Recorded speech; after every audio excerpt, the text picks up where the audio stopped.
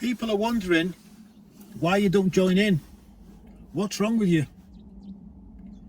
Why don't you come into the party? Why don't you come to the pub? Why don't you do the things they do? When you don't engage in those rude conversations, those nasty conversations, they look at you like you did something wrong. And now they don't even bother asking you to come out anymore because they know what the answer will be. No. It's like they feel pity for you. It's as if they think there's something wrong with you. But there's something wrong with them. There's not something wrong with you. You're standing by what you believe in. You can't pretend to be something that you're not. You didn't come this far in life on your journey just to throw it all away. Just to go backwards. No. It's not going to happen. Because a life without God is meaningless and devoid of any purpose. And if you're doing things that's against the commandments, then that's a life without God, because He won't be with you. It's like drifting on the ocean in a boat with no direction. You haven't got any navigation, you've got no charts, you don't know where you're going, you're drifting. No, my friends. You're standing by your sacrifice. All those years ago, the same sacrifice then that it is now. You're standing by what you know is right. You're standing by your lifestyle that you've got now. You don't want to be part of the crowd. You don't have to be. It's not up to them. It's up to you. You can't be part of a toxic crowd, shall we say. Because something inside of you has set you apart from that. It's as important as a bodily organ. The walk that you're on, the person that you are, the purpose that you've got, it's part of you. It's like your DNA. There will be a negative reaction to disobeying God, like an allergic reaction. You simply can't do it. You can't be disobedient. You're on autopilot now. It's part of who you are. It's in your DNA, like I've just said. You can't be separated from the Most High. You can't live a simple life, sinful life. That would be so upsetting. There's nothing for you to gain from it apart from misery in the system of nothingness. That'll be going against who you are. Just look around in the world.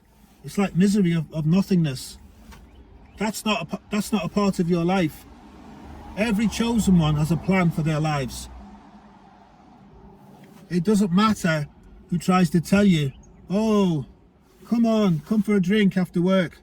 Come to the bar. Or come to do this, or come to do that. We're going there. We're going here. No. No, there's nothing you can gain from that, because it all revolves around alcohol. You are a devout Christian. You are a chosen one. They don't believe in God. So where's that going to end? It doesn't give you any satisfaction to run after those types of people, to be in their good books. They are like naughty children trying to lead you astray. kids in a playground. They want you to be like them. And it bothers them that you're not. But that's against who you are. You are satisfied in your own circle. In your own circle. That's enough for you. Even if it means there's very few people in your circle. That's okay. It's the same as me. You would rather meditate on the Lord. You'd rather read the Bible. You'd rather pray. You'd rather have time to think. To think. When you think that it will make you more productive in your life, more happy and contented, then it's worthwhile. It's really important to you as a person. You would rather do things in your own time. In your own time. You don't want to be rushed. You can't change your routine now. This is your routine. Your feet are firmly walking on a righteous path. And you won't be changing. Not for nobody. You're just happy to be yourself. You know? If people think you're boring, if people tell you you're boring, that's fine. I've been told I'm boring. I don't care. But by whose standards? You're not boring at all. It's far more boring to follow some kind of ritual, some kind of weekly occurrence, some kind of crazy activity that there's no enjoyment in. Doing the same old things as everybody else. Destroying your body. It always revolves around drinking. Destroying your temple. Smoking, drinking, taking drugs. Is that sensible? Is that people's idea of recreation? Is that what the human body was designed for? Come on. In the Bible, whenever the expectant mother of someone, that would be a great prophet. Whenever the wife of somebody was expecting a child, that would be a great prophet. When the angel of God, when the angel Gabriel visited after she'd conceived or before she'd conceived, the angel of the Lord would say to them, as in the case of Samson, his parents, Manoah and his wife, the angel of the Lord would tell them, be careful and drink no wine or strong drink.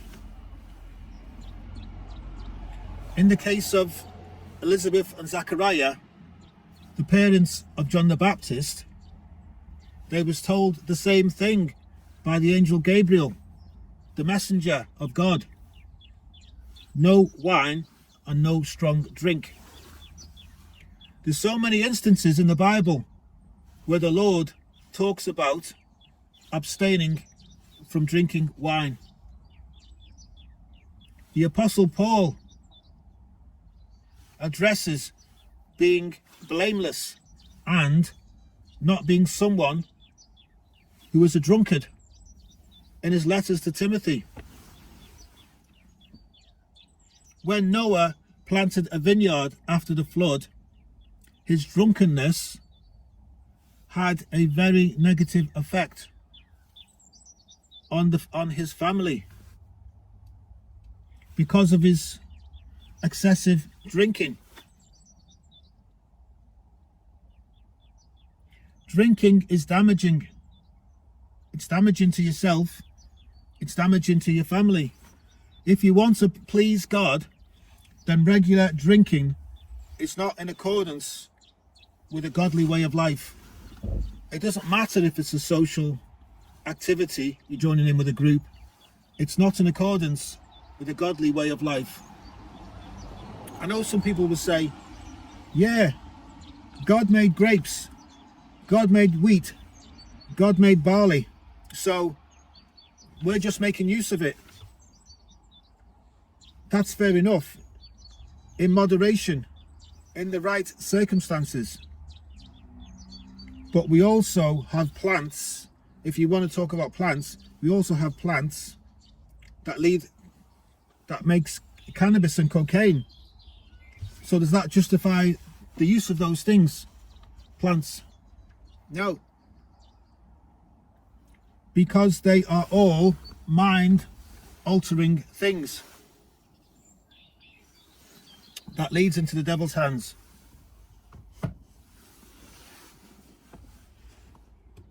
Because people do evil when they get high. When Jesus did his first miracle at the wedding, when the wine ran out, he went into, his mother told the servants, do as he says. So he went into the servants' quarters, into the kitchen, and filled up a container full of water, an urn full of water, and that container was turned into wine.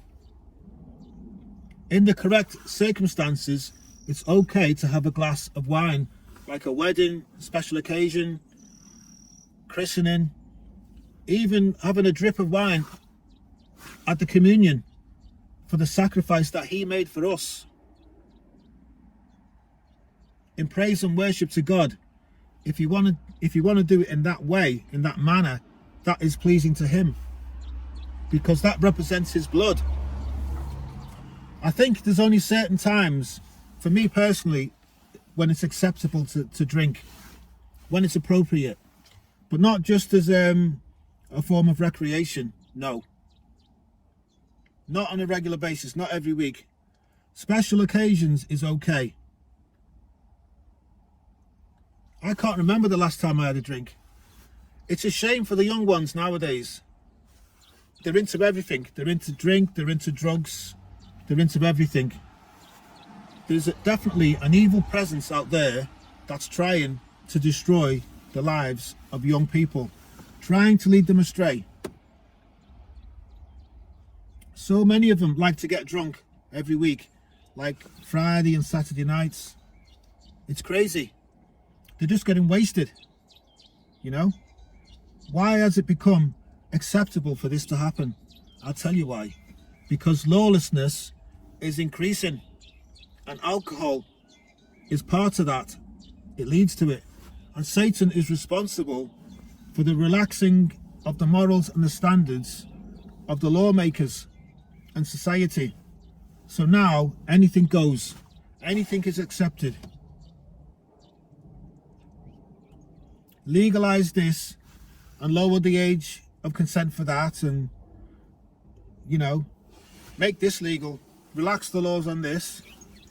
As long as the taxes are paid and someone's getting rich, that's all they care about. They don't care about people. But the young ones, the young men and the young women, are destroying their lives. It's not a Christian way of life. It's not a godly lifestyle. It's not good. It's of the devil. But understand this: no drunkard will see the kingdom of heaven, as it says in 1 Corinthians chapter 6. No drunkard. And the thing that they worship more than God is their alcohol. They worship it. That is their weakness. They like to be drunk. They like the feeling. It's very sad. It's very sad for people who's addicted to alcohol. Some people say it's a release. It makes them relax. It's not my idea of relaxation at all. I like to be in control of my mind.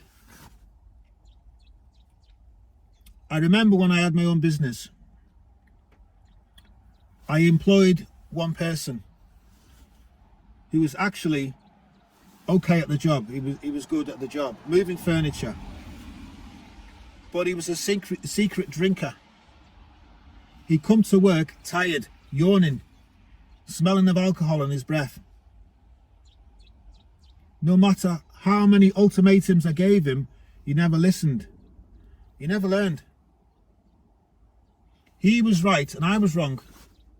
I was the boss, but it was more like he was the boss.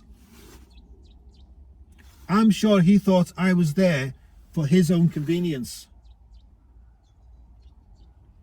One time I watched him on a Friday afternoon after work, after he got paid. I watched him on his way home. He went straight to the shop to buy beer. We call it the off license in the UK. I think in America you call it the liquor store. So one day I sat there, I parked the truck where he couldn't see me, and I saw him walking straight into the liquor store, buying big bottles of beer like this and drinking them in the street. And I'm talking about big bottles, drinking them in the street as he was walking home. For me, it was just terrible, disgusting. It was so sad. This is a young man. That guy, I put up with him for more than 10 years. For more than 10 years. But it got to the point where he was getting worse and worse. Worse and worse. Less and less reliable. So enough was enough. I had to let him go. Because people who permanently drink have a demonic activity. There's something going on inside of them. And also they've got a lot of anger inside of them. That's because of the demons as well. These people are not reliable. They're not dependable. Just because of their lifestyle, because of the road that they've chosen to take, that they're totally unreliable. Any addiction, all addictions, they're not healthy. It's fueled by the devil. The devil makes people addicted to things. The devil wants that addiction to kill you. You can be sure of that. The more and more you give in to that addiction, the more and more it will suffocate you. It's a slow and terrible death. And I've seen it so many times. I've seen it with my stepfather. Because they just can't break free from it. They always have to go back to it. Once Satan gets into your mind, that activity that you're doing, once he presses the button, you can't stop. It wants to take control of you. And the demons will not rest until you do it, until you do that thing. You know, you've got to have those drinks, you've got to have those drugs, whatever else it is that will satisfy your craving. Actually, it's not you, the person, that's got the craving. It's the demon inside of you that needs to be satisfied. You see, a demon wants to possess your will, and they won't rest until they do it. And that's at the point when you've destroyed yourself. You've lost all self-control. You're in the control of that demon. It's the saddest thing in the world to see.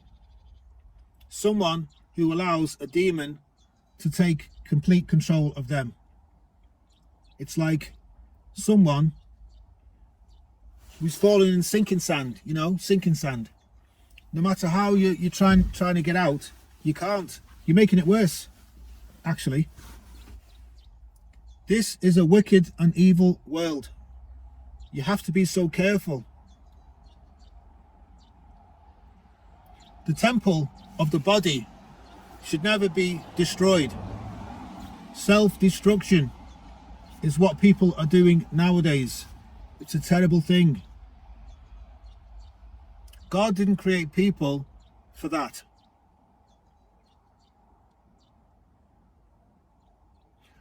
Once those evil spirits get inside of people, it's very difficult for people to break free from that bondage. once they've had a taste of it, that craving. The people that's addicted to stuff, the majority of them don't know Jesus. They don't have a close connection with the Most High God, because if they did, then the Lord would be enough for them. They wouldn't need to go down that road. They'd be sufficient with their faith. They wouldn't need the crutch of whatever substance, alcohol, drugs, or whatever they're doing. We have to put Jesus first.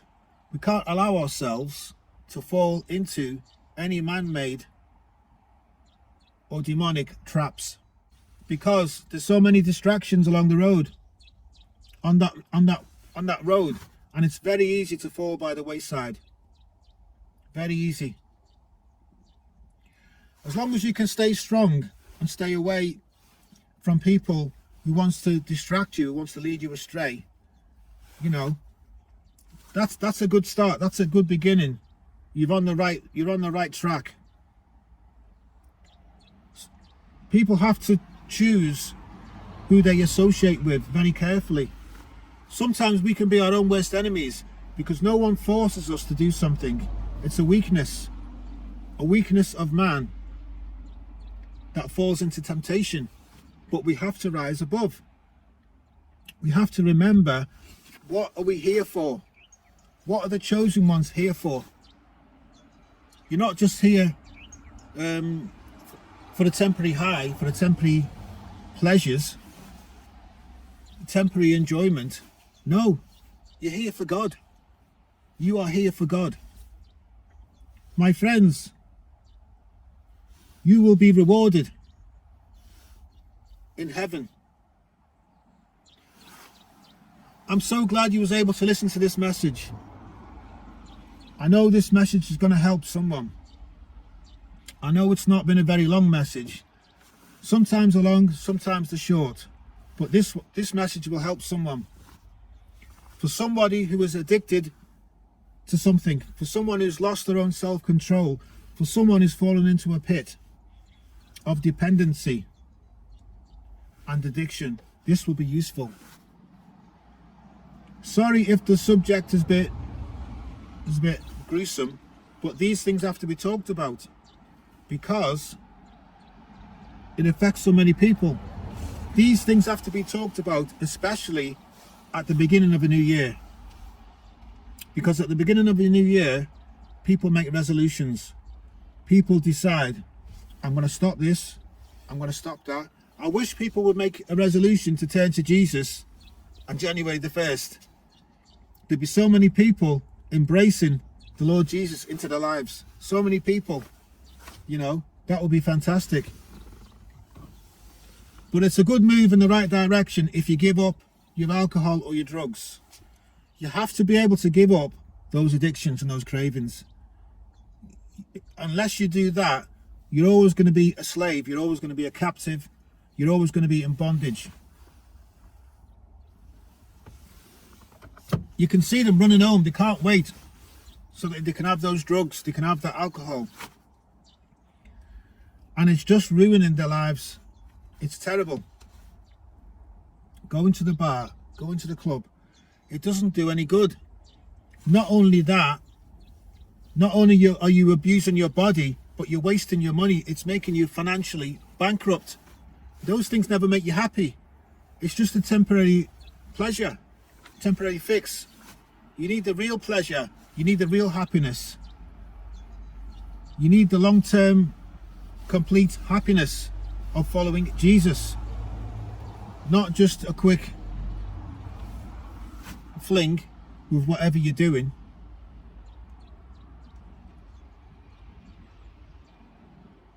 I'll mention it again. I talked yesterday about the true life. Following Jesus, you will never thirst again. You will never thirst again. I know he was talking figuratively, but he will give you true living waters, the waters of Christ. You will never thirst again. It means you will never want for that old lifestyle again. I know people will that smoke cannabis. I know people who've done it before. They'd have a joint when they woke up. They'd have a joint at lunchtime. They'd have a joint right throughout the day. I knew people that was hooked on it so strong. As soon as they gave it up, as soon as they gave that up, they never looked back. They never picked up another joint again. Actually, I actually know someone who did roll a joint afterwards, and the taste of it repulsed him, so he threw it away. So God gave them an aversion to that substance because they went to him. They converted. They gave their life to Jesus. So God made them the things that they once enjoyed. He made those things repulsive to those people because they asked for help. So anyone who's in a trap, anyone who's in a circle of addiction, turn to Jesus.